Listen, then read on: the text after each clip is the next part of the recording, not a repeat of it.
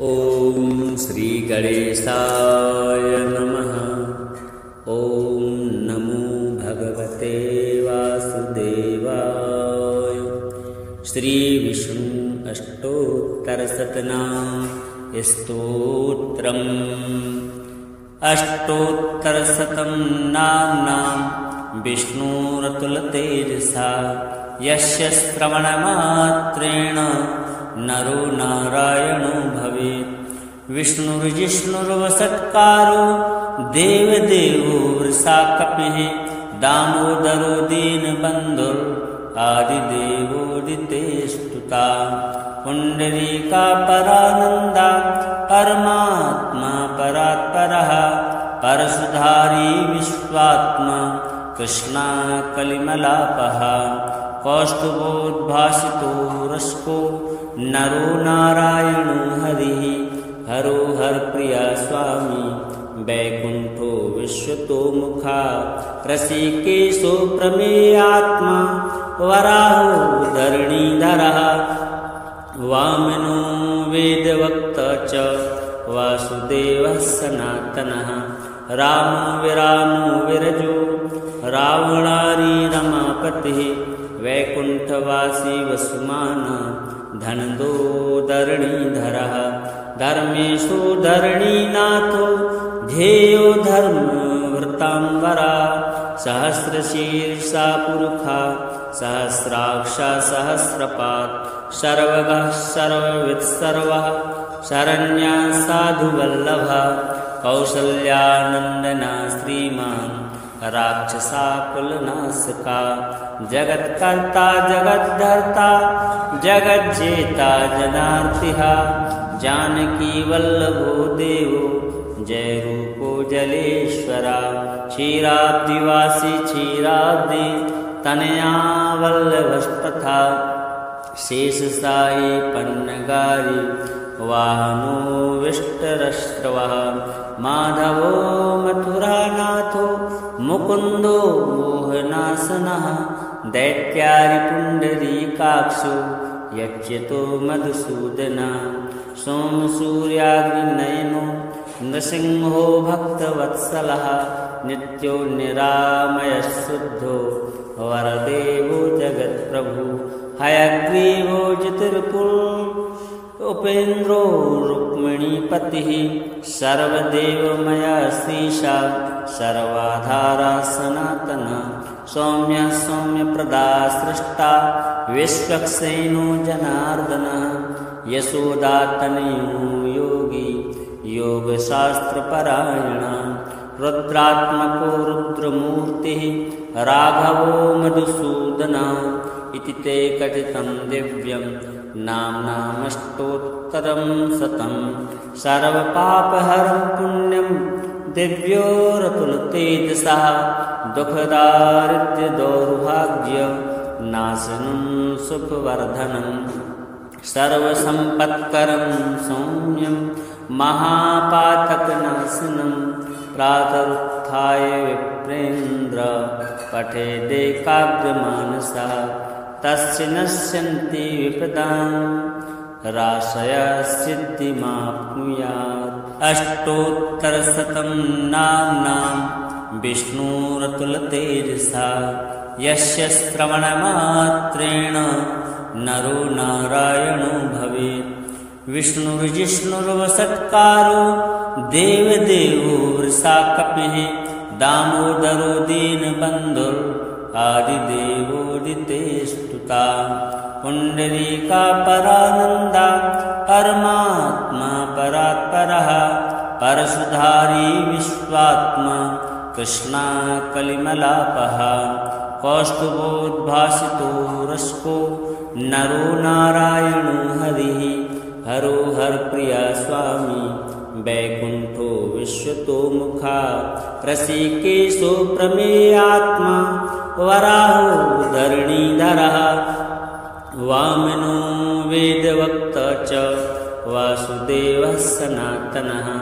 रामो विरामो विरजो रावणारी रमापतिः।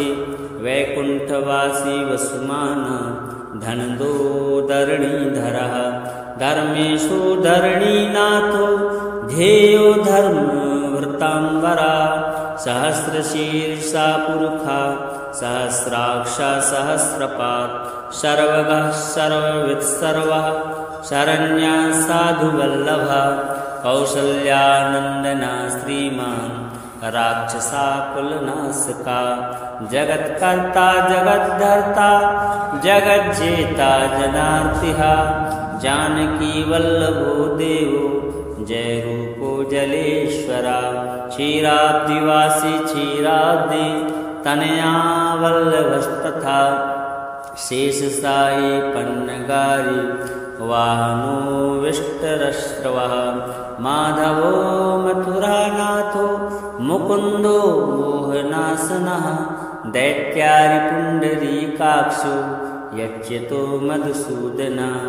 सोमसूर्याग्निनयनो नृसिंहो भक्तवत्सलः नित्यो निरामयः शुद्धो वरदेवो जगत्प्रभु हयग्रीवो जितिर्पुर उपेन्द्रो रुक्मिणीपतिः सर्वदेवमया श्रीशा सर्वाधारा सनातना सौम्यः सौम्यप्रदा सृष्टा विश्वक्सेनो जनार्दनः यशोदातनयो योगी योगशास्त्रपरायणः रुद्रात्मको रुद्रमूर्तिः राघवो मधुसूदनः इति ते कथितं दिव्यं नाम्नामष्टोत्तरं शतं सर्वपापहरं पुण्यं दिव्योरतुलतेजसः दुःखदारिद्र्यदौर्भाग्यनाशनं सुखवर्धनं सर्वसम्पत्करं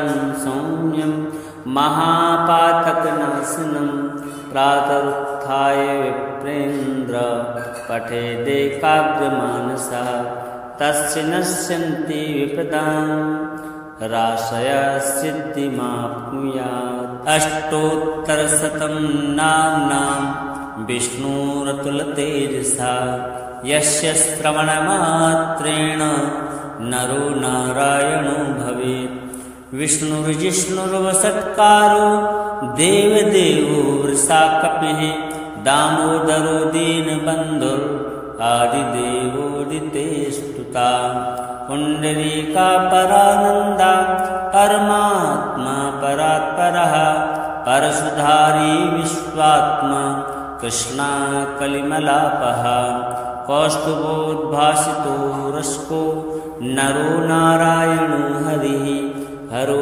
हरप्रिया स्वामी वैकुण्ठो विश्वतोमुखा ऋषिकेशो प्रमेयात्मा वराहो धरणीधरः वामनो वेदवक्ता च वासुदेवः सनातनः रामो विरामो विरजो रावणारी रमापतिः वैकुण्ठवासी वसुमाना धनदो धरणीधरः धर्मेषु धरणीनाथो ध्येयो धर्मवृतांबरा सहस्रशीर्षा पुरुषा सहस्राक्षा सहस्रपात् सर्वगः सर्ववित्सर्वः शरण्या साधुवल्लभः कौसल्यानन्दना श्रीमान् राक्षसाकुलनाशका जगत्कर्ता जगद्धर्ता जगज्जेता जनार्तिः जानकी वल्लभो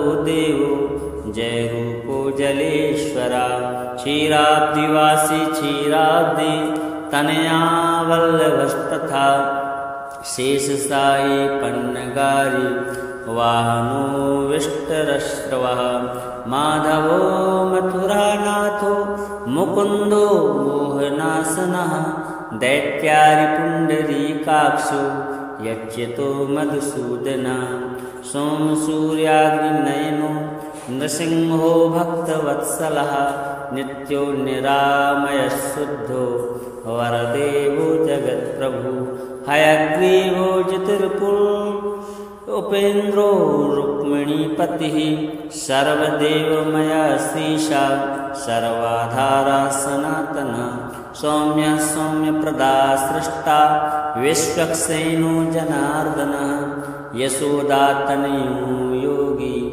योगशास्त्रपरायणा रुद्रात्मको रुद्रमूर्तिः राघवो मधुसूदना इति ते कथितं दिव्यं नाम्नामष्टोत्तरं शतं सर्वपापहरं पुण्यं दिव्योरतुलतेजसः दुःखदारिद्र्यदौर्भाग्यनाशनं सुखवर्धनं सर्वसम्पत्करं सौम्यं महापातकनाशनं प्रातरुत्थाय विप्रेन्द्र पठेदेकाग्रमानसः तस्य नश्यन्ति विपदां राशय सिद्धिमाप्नुयात्। अष्टोत्तरशतं नाम्नां विष्णुरतुलतेजसा यस्य श्रवणमात्रेण नरो नारायणो भवेत्। विष्णुर्जिष्णुर्वषट्कारो देवदेवो वृषाकपिः दामोदरो दीनबन्धुर् आदिदेवोदिते स्तुता पुण्डरीका परानन्दा परमात्मा परात्परः परशुधारी विश्वात्मा कृष्णा कलिमलापः कौस्तुभोद्भासितो रसको नरो नारायणो हरिः हरो हरप्रिया स्वामी वैकुण्ठो विश्वतो मुखा ऋषिकेशो प्रमेयात्मा वराहो धरणीधरः वामनो वेदवक्ता च वासुदेवः सनातनः रामो विरामो विरजो रावणारी रमापतिः वैकुण्ठवासी वसुमानः धनदो धरणीधरः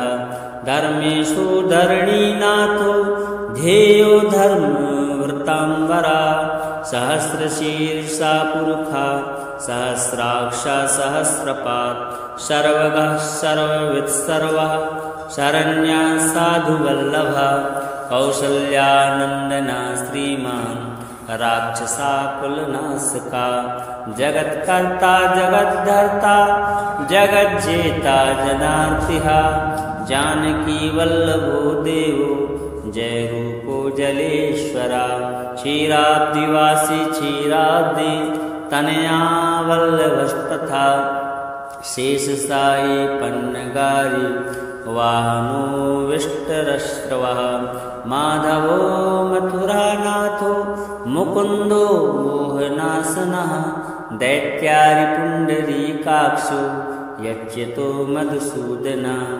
सोमसूर्याग्निनयनो नृसिंहो भक्तवत्सलः नित्यो निरामयशुद्धो वरदेवो जगत्प्रभु हयग्रीवो ज्योतिर्पुर उपेन्द्रो रुक्मिणीपतिः सर्वदेवमया श्रीशा सर्वाधारा सनातना सौम्य सौम्यप्रदा सृष्टा विश्वक्सेनो जनार्दनः यशोदातनयो योगी योगशास्त्रपरायणा रुद्रात्मको रुद्रमूर्तिः राघवो मधुसूदना इति ते कथितं दिव्यं नाम्नामष्टोत्तरं शतं सर्वपापहरं पुण्यं दिव्योरतुलतेजसः दुःखदारिद्र्यदौर्भाग्यनाशनं सुखवर्धनं सर्वसम्पत्करं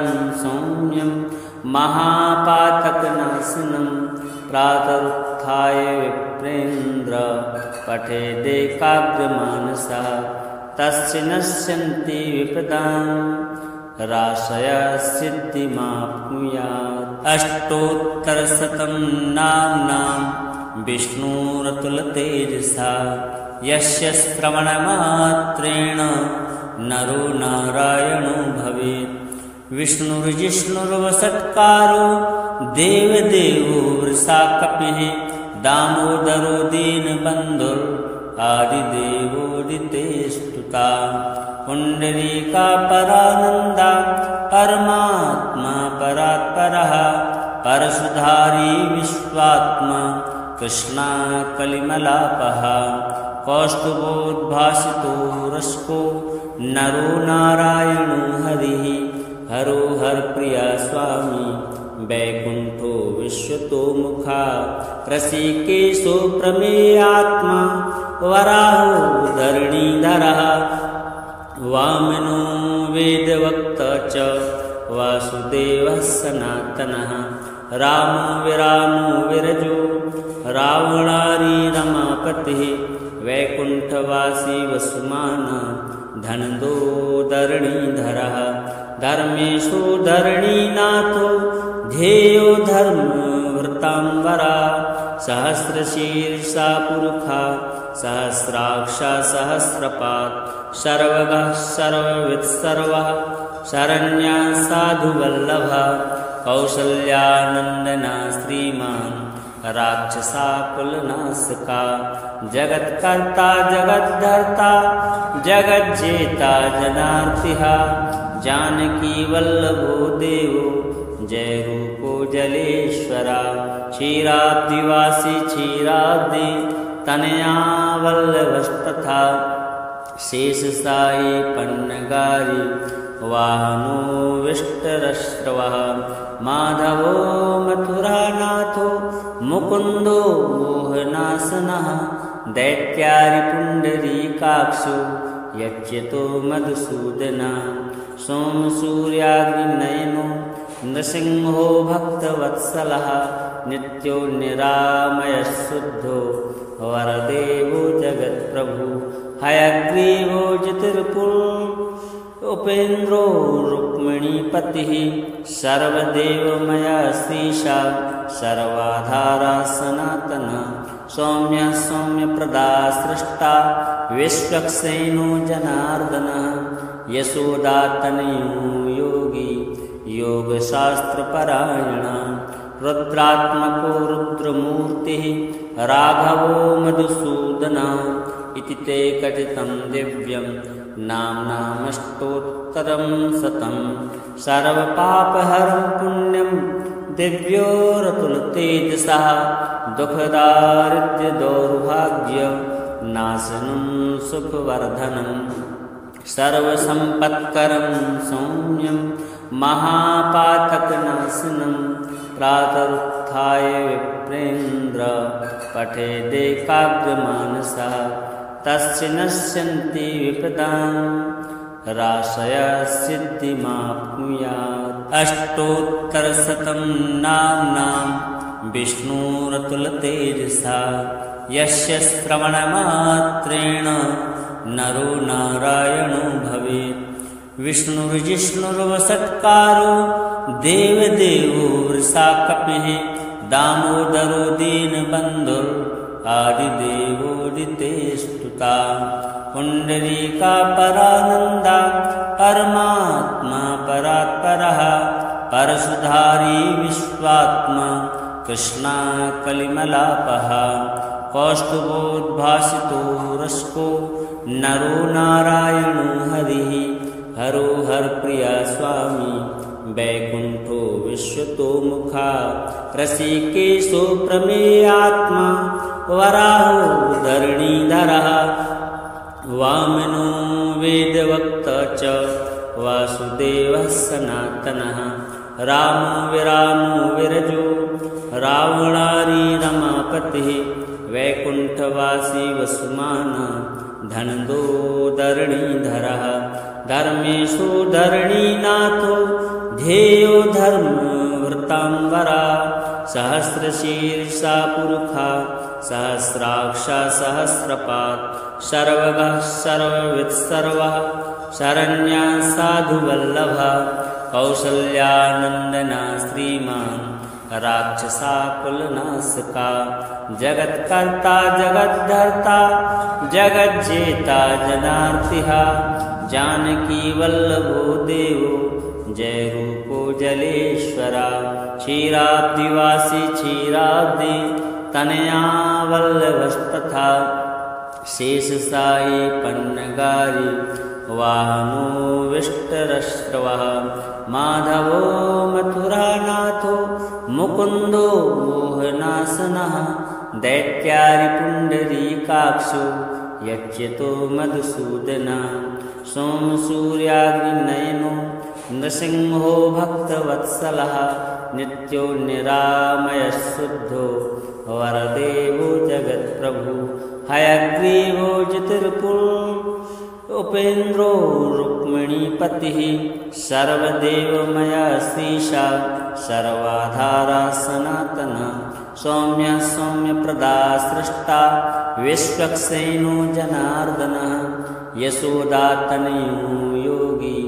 योगशास्त्रपरायणः रुद्रात्मको रुद्रमूर्तिः राघवो मधुसूदनः इति ते कथितं दिव्यं नाम्नामष्टोत्तरं शतं सर्वपापहरं पुण्यं दिव्योरतुलतेजसः दुःखदारिद्र्यदौर्भाग्यनाशनं सुखवर्धनं सर्वसम्पत्करं सौम्यं महापातकनाशनं प्रातरुत्थाय विप्रेन्द्र पठेदेकाग्रमानसः तस्य नश्यन्ति विपदां राशया सिद्धिमाप्नुयात् अष्टोत्तरशतं नाम्नां विष्णुरतुलतेजसा यस्य श्रवणमात्रेण नरो नारायणो भवेत् विष्णुर्जिष्णुर्वषट्कारो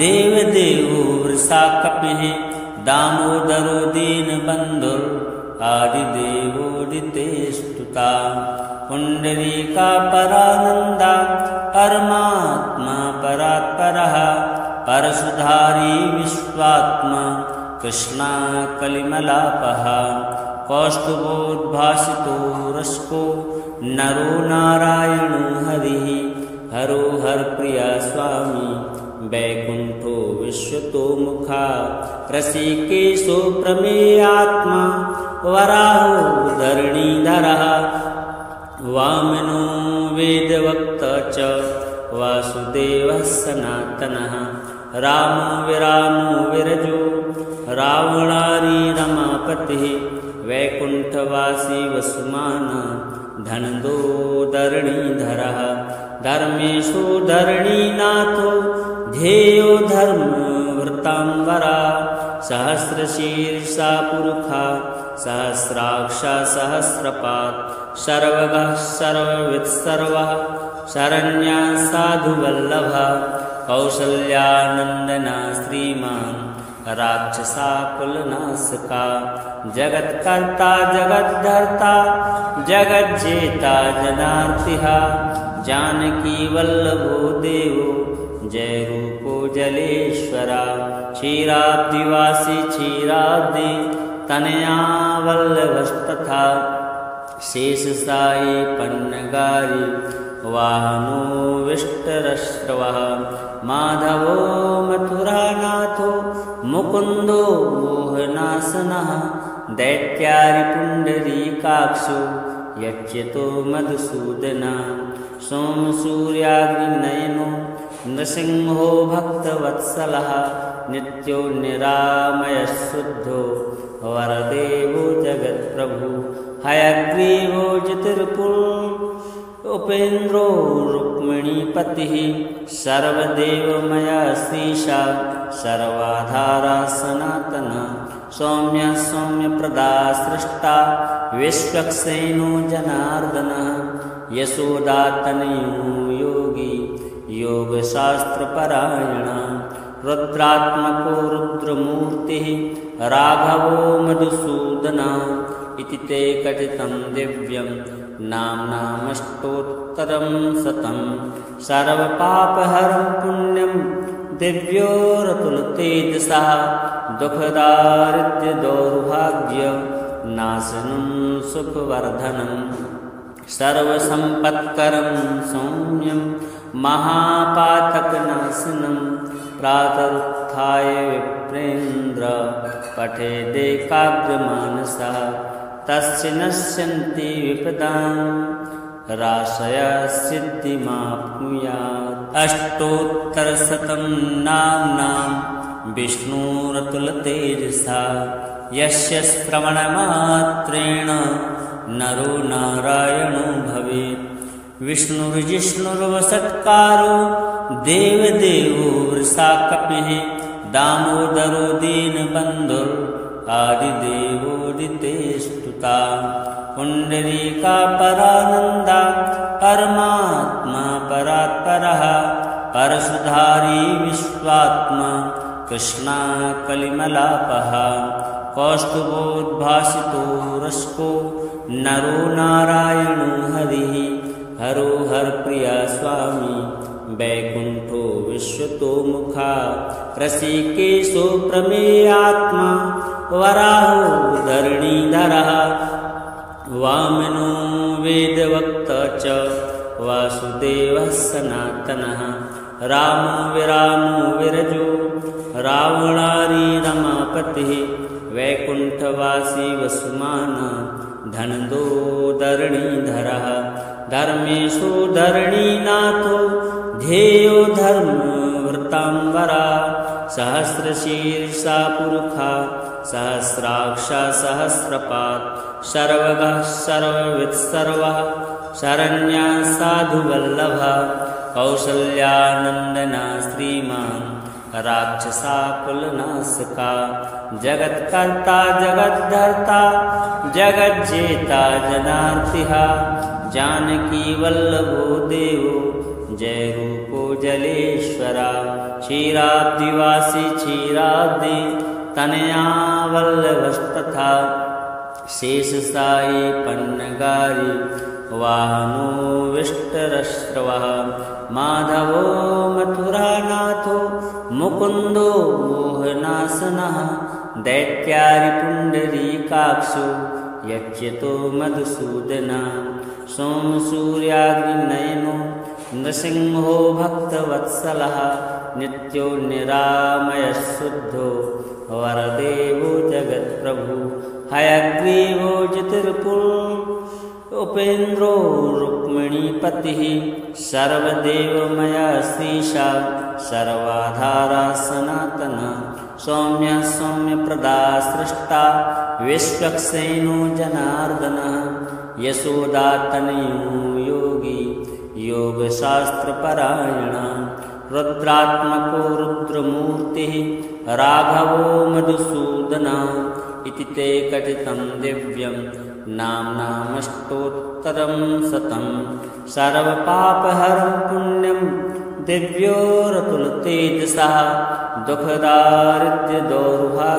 दुःखदारिद्र्यदौर्भाग्यनाशनं सुखवर्धनं सर्वसम्पत्करं सौम्यं महापातकनाशनं प्रातरुत्थाय विप्रेन्द्र पठेदेकाग्रमानसः तस्य नश्यन्ति विपदां राशय सिद्धिमाप्नुयात् अष्टोत्तरशतं नाम्नां विष्णुरतुलतेजसा यस्य श्रवणमात्रेण नरो नारायणो भवेत् विष्णुर्जिष्णुर्वषट्कारो देवदेवो वृषाकपिः दामोदरो दीनबन्धुर् आदिदेवोदितेस्तुता पुण्डरीकापरानन्दा परमात्मा परात्परः परशुधारी विश्वात्मा कृष्णा कलिमलापः कौस्तुभोद्भासितो रस्को नरो नारायणो हरिः हरो हरप्रिया स्वामी वैकुण्ठो विश्वतो मुखा ऋषिकेशो प्रमेयात्मा वराहो धरणीधरः वामनो वेदवक्ता च वासुदेवः सनातनः रामो विरामो विरजो रावणारी रमापतिः वैकुण्ठवासी वसुमाना धनदो धरणीधरः धर्मेशो धरणीनाथो ध्येयो धर्मवृताम्बरा सहस्रशीर्षा पुरुषा सहस्राक्षा सहस्रपात् सर्वगः सर्ववित्सर्वः शरण्या साधुवल्लभः कौसल्यानन्दना श्रीमान् राक्षसाकुलनाशका जगत्कर्ता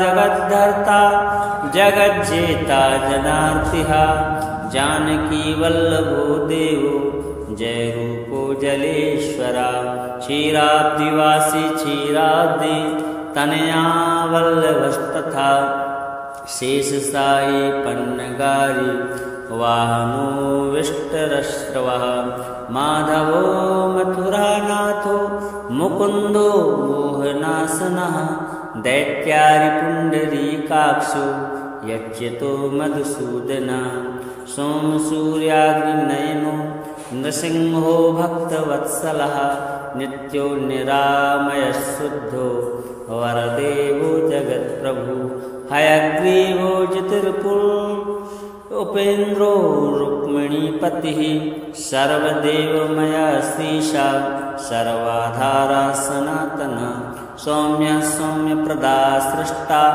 विश्वक्सेनो जनार्दनः यशोदातनयो योगी योगशास्त्रपरायणः रुद्रात्मको रुद्रमूर्तिः राघवो मधुसूदनः इति ते कथितं दिव्यं नाम्नामष्टोत्तरं शतं सर्वपापहरं पुण्यं दिव्योरतुलतेजसः दुःखदारिद्र्यदौर्भाग्यनाशनं सुखवर्धनं सर्वसम्पत्करं सौम्यं महापातकनाशनं प्रातरुत्थाय विप्रेन्द्र पठेदेकाग्रमानसः तस्य नश्यन्ति विपदां राशया सिद्धिमाप्नुयात् अष्टोत्तरशतं नाम्नां विष्णुरतुलतेजसा यस्य श्रवणमात्रेण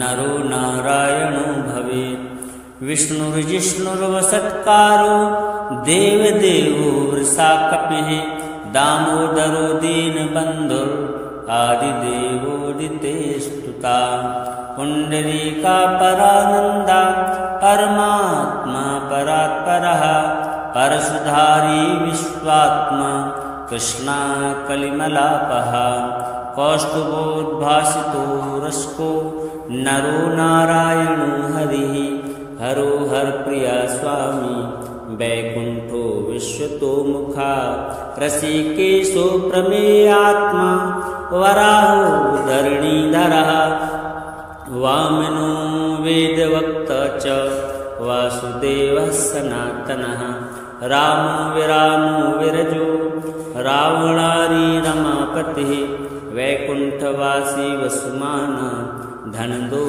धरणीधरः धर्मेशो धरणीनाथो ध्येयो धर्मवृताम्बरा सहस्रशीर्षा पुरुषा सहस्राक्षा सहस्रपात् सर्वगः सर्ववित्सर्वः शरण्या साधुवल्लभः कौसल्यानन्दना श्रीमान् राक्षसाकुलनाशका जगत्कर्ता जगद्धर्ता जगज्जेता जनार्तिः जानकी वल्लभो देवो जय रूपो जलेश्वरा क्षीराब्दिवासी क्षीराब्दि तनया वल्लभस्तथा शेषसायी पन्नगारी वाहनो विष्टरश्रवः माधवो मथुरानाथो मुकुन्दो मोहनासनः दैत्यारिपुण्डरीकाक्षो यच्यतो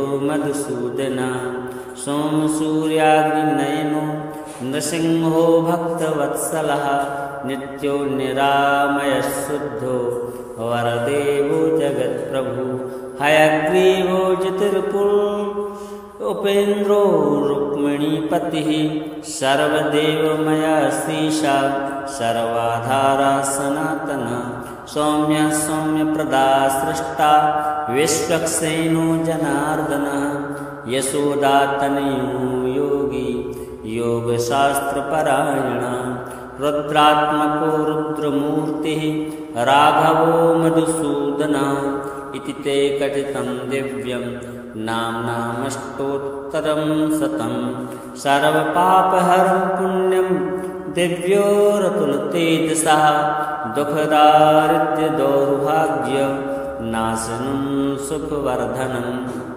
सर्वसम्पत्करं सौम्यं महापातकनाशनं प्रातरुत्थाय विप्रेन्द्र पठेदेकाग्रमानसः तस्य नश्यन्ति विपदां राशय सिद्धिमाप्नुयात्। अष्टोत्तरशतं नाम्नां विष्णुरतुलतेजसा यस्य श्रवणमात्रेण नरो नारायणो भवेत्।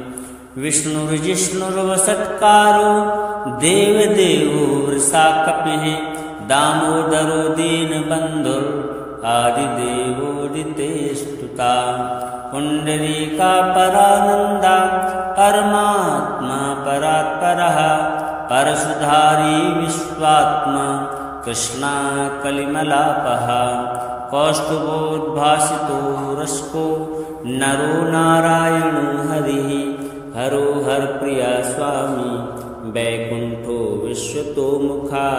ऋषिकेशो प्रमेयात्मा वराहो धरणीधरः वामनो वेदवक्ता च वासुदेवः सनातनः। रामो विरामो विरजो रावणारी रमापतिः वैकुण्ठवासी वसुमानः धनदो धरणीधरः।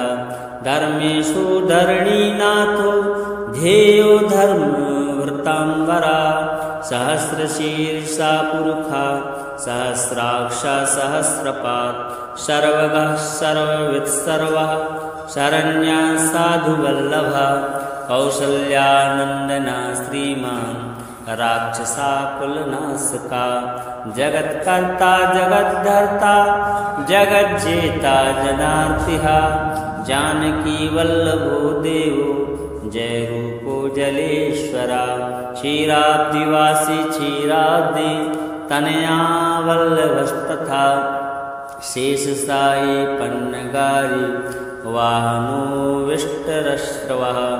माधवो मथुरानाथो मुकुन्दो मोहनासनः दैत्यारिपुण्डरीकाक्षो यच्यतो मधुसूदनः। सोमसूर्याग्निनयनो नृसिंहो भक्तवत्सलः नित्यो निरामयशुद्धो वरदेवो जगत्प्रभु। हयग्रीवो ज्योतिर्पुर उपेन्द्रो रुक्मिणीपतिः सर्वदेवमया श्रीशा सर्वाधारा सनातना। सौम्यः सौम्यप्रदा सृष्टा विश्वक्सेनो जनार्दनः यशोदातनयो योगी योगशास्त्रपरायणः। रुद्रात्मको रुद्रमूर्तिः राघवो मधुसूदनः इति ते कथितं दिव्यं नाम्नामष्टोत्तरं शतं। सर्वपापहरं पुण्यं दिव्योरतुलतेजसः दुःखदारिद्र्यदौर्भाग्यनाशनं सुखवर्धनं। सर्वसम्पत्करं सौम्यं महापातकनाशनं। प्रातरुत्थाय विप्रेन्द्र पठेदेकाग्रमानसः तस्य नश्यन्ति विपदां राशय सिद्धिमाप्नुयात्। अष्टोत्तरशतं नाम्नां विष्णुरतुलतेजसा यस्य श्रवणमात्रेण नरो नारायणो भवेत्। विष्णुर्जिष्णुर्वषट्कारो देवदेवो वृषाकपिः दामोदरो दीनबन्धुर् आदिदेवोदितेस्तुता। पुण्डरीका परानन्दा परमात्मा परात्परः परशुधारी विश्वात्मा कृष्णा कलिमलापः। कौस्तुभोद्भासितो रसको नरो नारायणो हरिः हरो हरप्रिया स्वामी वैकुण्ठो विश्वतो मुखा। ऋषिकेशो प्रमेयात्मा वराहो धरणीधरः वामनो वेदवक्ता च वासुदेवः सनातनः। रामो विरामो विरजो रावणारी रमापतिः वैकुण्ठवासी वसुमानः धनदो धरणीधरः। धर्मेशो धरणीनाथो ध्येयो धर्मवृताम्बरा। सहस्रशीर्षा पुरुखा सहस्राक्षा सहस्रपात् सर्वगः सर्ववित्सर्वः शरण्या साधुवल्लभः कौसल्यानन्दना श्रीमान् राक्षसाकुलनाशका जगत्कर्ता जगद्धर्ता जगज्जेता जनार्तिहा जानकी वल्लभो देवो जय रूपो जलेश्वरा क्षीराब्दिवासी क्षीराब्दि तनया वल्लभस्तथा शेषसायी पन्नगारी वाहनो विष्टरश्रवः माधवो मथुरानाथो मुकुन्दो मोहनासनः दैत्यारिपुण्डरीकाक्षो यच्यतो मधुसूदना सोमसूर्याग्निनयनो नृसिंहो भक्तवत्सलः नित्यो निरामयशुद्धो वरदेवो जगत्प्रभु हयग्रीवो जितिर्पुर उपेन्द्रो रुक्मिणीपतिः सर्वदेवमया श्रीशा सर्वाधारा सनातना सौम्य सौम्यप्रदा सृष्टा विश्वक्सेनो जनार्दनः यशोदातनयो योगी योगशास्त्रपरायणा रुद्रात्मको रुद्रमूर्तिः राघवो मधुसूदना इति ते कथितं दिव्यं नाम्नामष्टोत्तरं शतं सर्वपापहरं पुण्यं दिव्योरतुलतेजसः दुःखदारिद्र्यदौर्भाग्यनाशनं सुखवर्धनं सर्वसम्पत्करं सौम्यं महापातकनाशनं प्रातरुत्थाय विप्रेन्द्र पठेदेकाग्रमानसः तस्य नश्यन्ति विपदां राशय सिद्धिमाप्नुयात् इति श्री विष्णोः अष्टोत्तरशतनां स्तोत्रं सम्पूर्णम्।